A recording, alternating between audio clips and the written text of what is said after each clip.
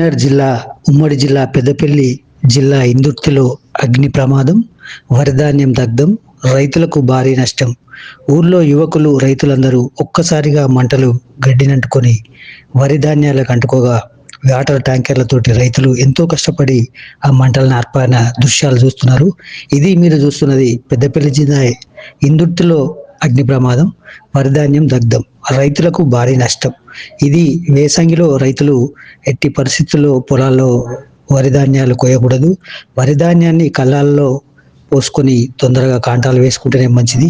రానున్న రోజుల్లో ఇంకా వడగాల్పులు తీవ్రంగా ఉన్నాయని చెప్పేసి వాతావరణ శాఖ చెప్తున్నది.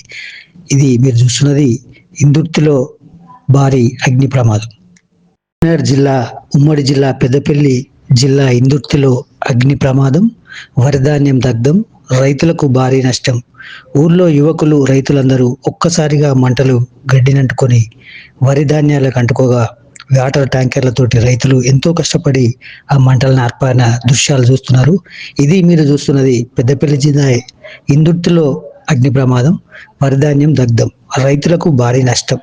ఇది వేసంగిలో రైతులు ఎట్టి పరిస్థితుల్లో పొలాల్లో వరి ధాన్యాలు కోయకూడదు. వరి ధాన్యాన్ని కళ్ళాల్లో పోసుకొని తొందరగా కాంటాలు వేసుకుంటేనే మంచిది. రానున్న రోజుల్లో ఇంకా వడగాల్పులు తీవ్రంగా ఉన్నాయని చెప్పేసి వాతావరణ శాఖ చెప్తున్నది. ఇది మీరు చూస్తున్నది ఇందుర్తిలో భారీ అగ్ని ప్రమాదం.